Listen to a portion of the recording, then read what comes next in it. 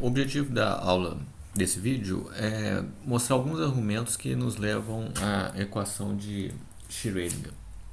O que nós queremos é procurar preservar a equação de conservação de energia, que vamos escrever na sua forma clássica. Então eu escrevo é igual a P2 sobre 2m mais o potencial V de R. Em seguida, um objetivo, extremamente importante, que é introduzir a dualidade onda-partícula através do um objeto, que vai ter propriedades ondulatórias, que eu vou chamar de função de onda. Então eu vou introduzir a ideia de que o estado da partícula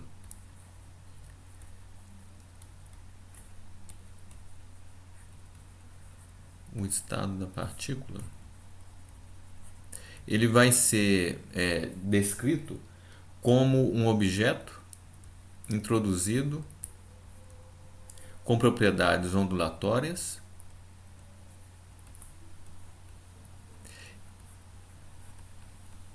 e esse objeto eu vou chamar de a função de onda e representá-la por um psi de RT. Então aqui, olha, eu pego uma parte da equação que eu tenho que preservar, porque eu quero manter a conservação de energia. Então eu vou tentar extrair daqui uma equação que faça a conexão da partícula de massa m com a parte ondulatória, que vai ser introduzida através de uma função de onda. Essa função de onda vai caracterizar o chamado estado da partícula. Então, como a gente vai juntar essas duas ideias? Ao fazer isso, eu quero manter algumas coisas que a gente já estudou, como a relação de de Broglie, P igual a H sobre lambda, a relação de Planck-Einstein, E igual a Hν. Essas coisas têm a ver com a dualidade onda-partícula que eu estou introduzindo no problema através da descrição do estado da partícula a partir de uma função de onda. Tá? Então, para a gente tentar construir uma equação que incorpore esses dois aspectos, a gente vai argumentar a partir de um caso mais simples, que é o caso da onda plana. Como nós vimos, uma onda plana, vou chamar o psi, então, representá-lo como um caso específico de uma onda plana, vou considerar um caso unidimensional, então vou colocar a variável espacial apenas com x, e esse psi, então, é um e elevado a i kx menos ômega t, como nós vimos ser uma representação de uma perturbação ondulatória na forma de uma onda plana. Aí a gente lembra que o k é 2π sobre lambda, o ômega é 2π vezes a frequência Ni, e aí essa expressão ela pode ser escrita também como um e elevado a i, 2π que fica em evidência, que multiplica x sobre lambda menos Ni t. É só uma substituição direta, como vocês veem. Mas aqui a gente já coloca o lambda e o Ni, que estão presentes aqui na física da dualidade onda-partícula. Porque a gente sabe como conectar o lambda com o momento, a gente sabe como conectar o Ni com a energia. Então é isso que a gente faz agora, levando essas duas relações aqui. Eu as escrevo de novo. E eu vou substituir o lambda e o Ni para introduzir na forma da onda plana o P e o E. Porque isso é útil para mim, uma vez que na expressão da energia clássica eu tenho P e E.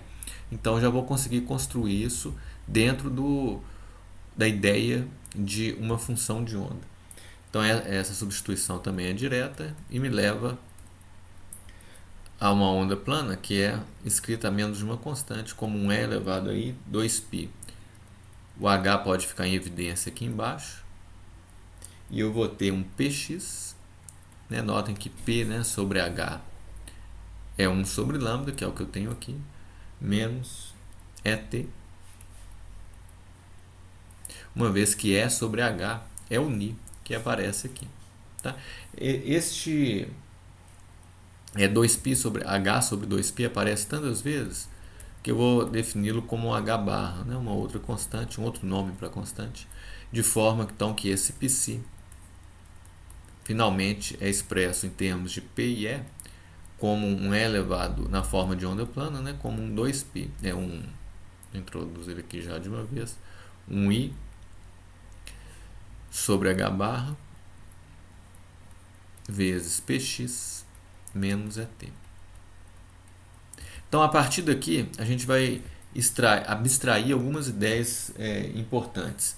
E para fazer isso, a gente avalia derivadas do psi. A derivada temporal de psi dx vai ser I sobre H barra vezes P. E o próprio exponencial que se repete, eu coloco aqui como psi. A derivada temporal de psi dt, ela vai ser escrita como menos I sobre H barra vezes o E. Tá, então eu posso reescrever isso notando o seguinte, que isso sugere que o momento P ele vai ser descrito a partir de um operador.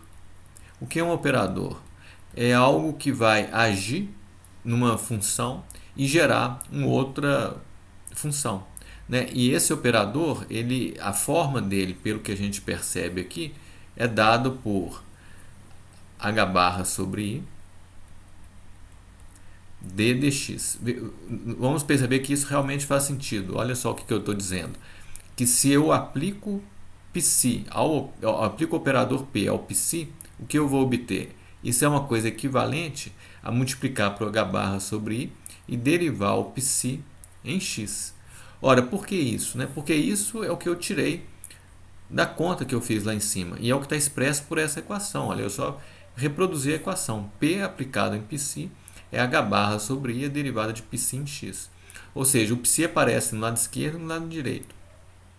No lado esquerdo ele aparece com uma derivada em x. No lado direito ele aparece junto com P. Então a ação de P em psi é derivar em relação a x a menos dessa constante. E é isso que está expresso por essa relação aqui.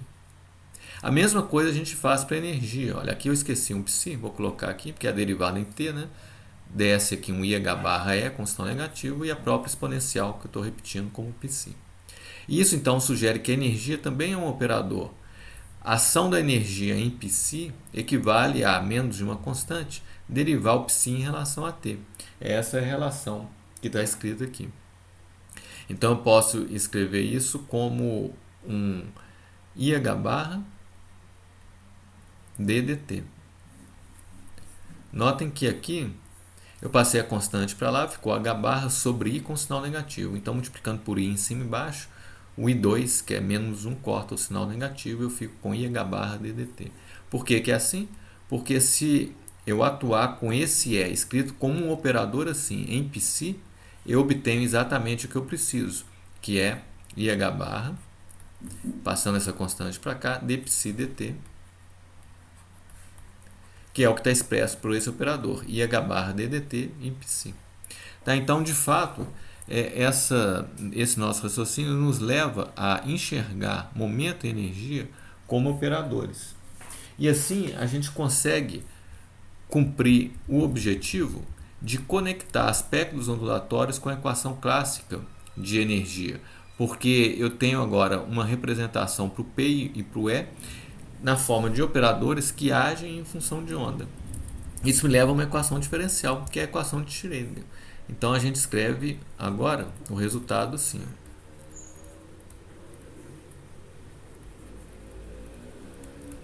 Vamos construindo passo a passo. O que é um P2 sobre 2m que aparece como energia cinética? É P duas vezes sobre 2m. Né? Então eu posso escrever isso assim, olha, 1 sobre 2m, o P é H barra sobre I, d dx, atuando novamente no P. Então duas vezes o P. Então outro H barra sobre d dx.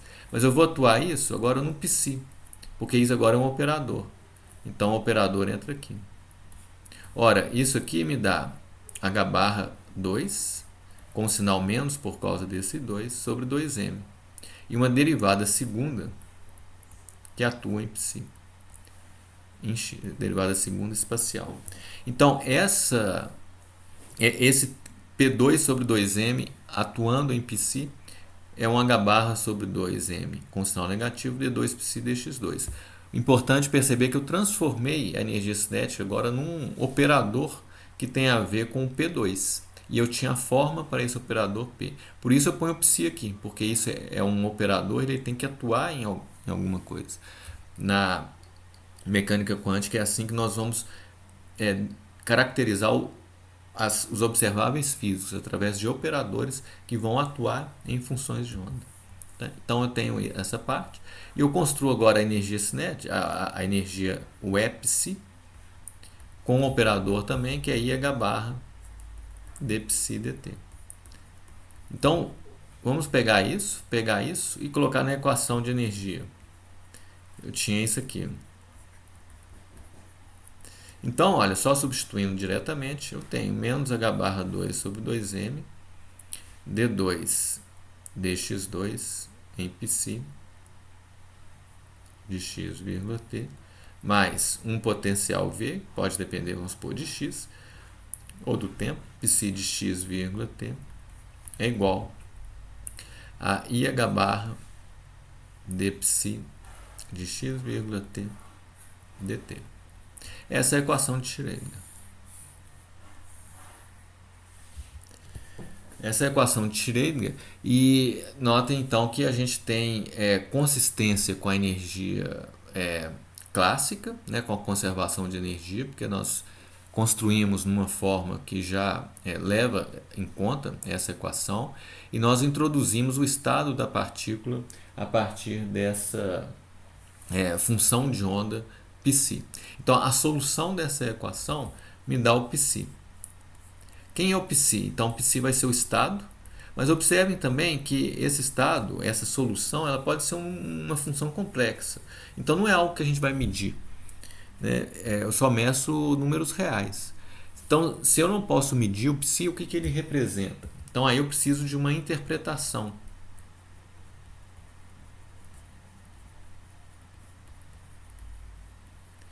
Essa interpretação é a interpretação probabilística, predominante na chamada interpretação de Copenhague. Então, é uma afirmação bastante importante que vai dar sentido físico a essa equação que a gente obteve agora. Ela conecta, então, a solução psi com algo que tem a ver com a caracterização da partícula. Então, isso é feito de uma forma probabilística com o seguinte postulado. A probabilidade de se obter, no decorrer de uma observação,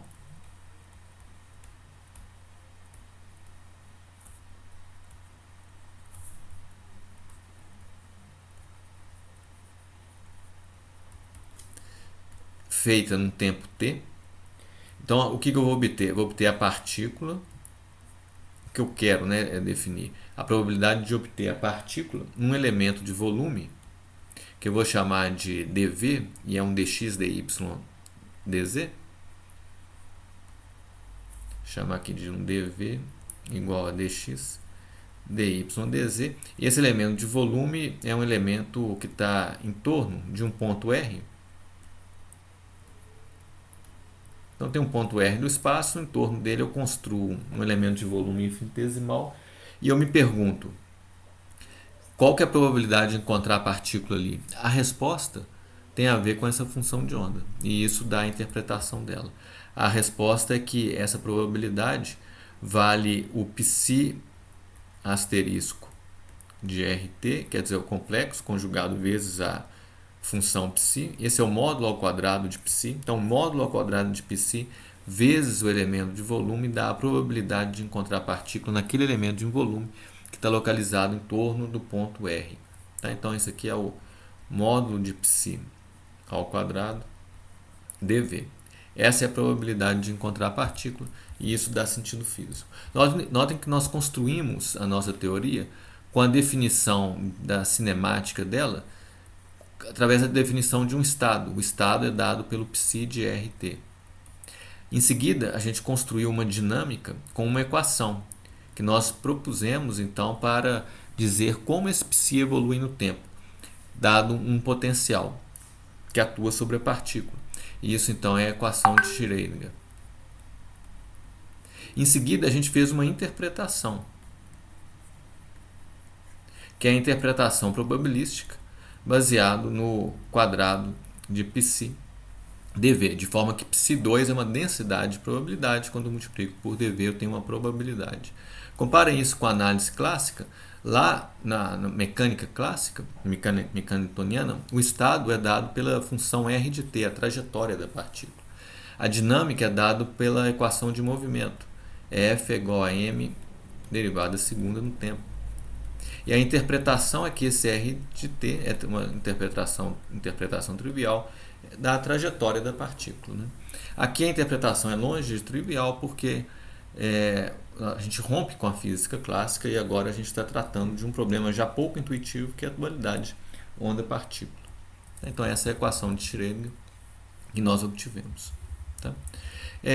Na sequência, para a gente fechar essa descrição das equações, eu vou mostrar como a separação de variáveis pode nos levar à equação de Schrödinger independente do tempo, que a gente vai usar em vários exemplos em sequência, na sequência do nosso curso.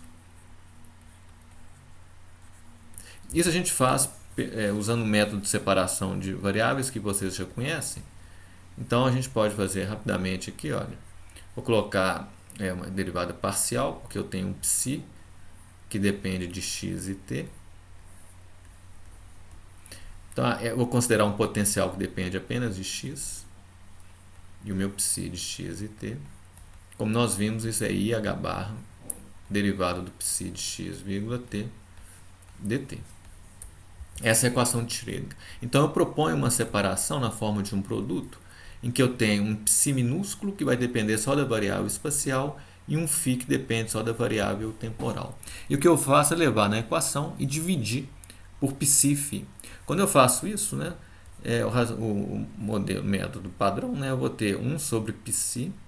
O φ vai cortar em cima e embaixo, porque o φ passa direto por essa derivada, uma vez que ele depende do tempo e essa derivada é no espaço. E aqui eu tenho a derivada total do π minúsculo de x em x. Mas, aqui eu vou ter o v de x, aí eu substituo esse π maiúsculo por π∅, divido por π∅ e fico só com o potencial. Aqui eu vou ter IH barra 1 sobre φ de φ dt. E esse φ depende apenas de t. Então, o π de x passa direto por essa derivada e quando eu divido por π∅, o π corta. Então, aqui eu tenho já a separação feita porque o lado de cá depende só de x.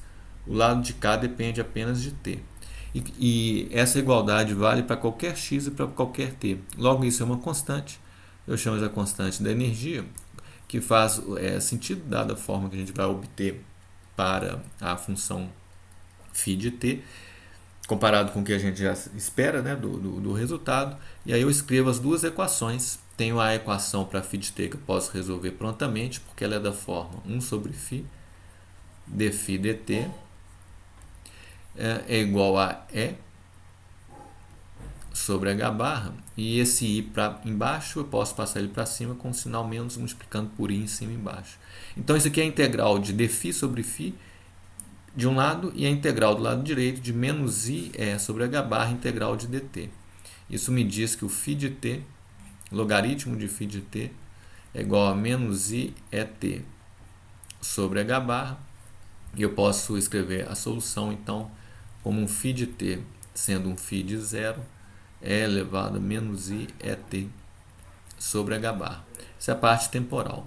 A parte espacial me leva à equação que eu procuro, que é a equação de Schrödinger independente do tempo.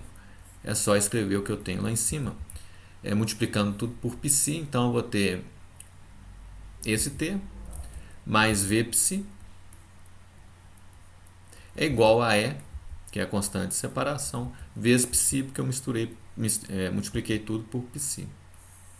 Então eu tenho agora a equação de Schrödinger independente do tempo.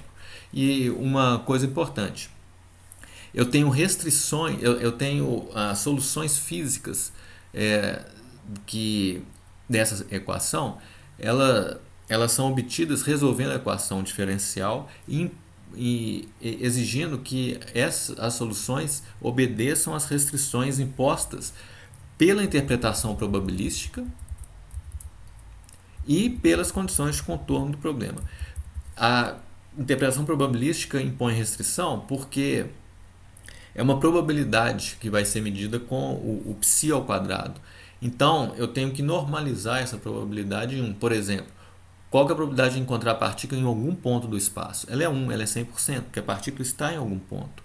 Então, essa função π ela não pode explodir dentro do meu volume de interesse, porque eu tenho que normalizar o π para interpretá-lo, o π ao quadrado, como uma probabilidade. Então eu tenho restrições impostas, que nós vamos estudar direitinho, pela interpretação probabilística e pelas condições de contorno de cada um dos problemas. E condições de contorno. Isso vai restringir as soluções possíveis. Então eu vou ter um conjunto de soluções πn e energias En que satisfazem essa equação. Essas são as energias permitidas para o sistema. Essas são as funções de onda permitidas para cada uma dessas energias.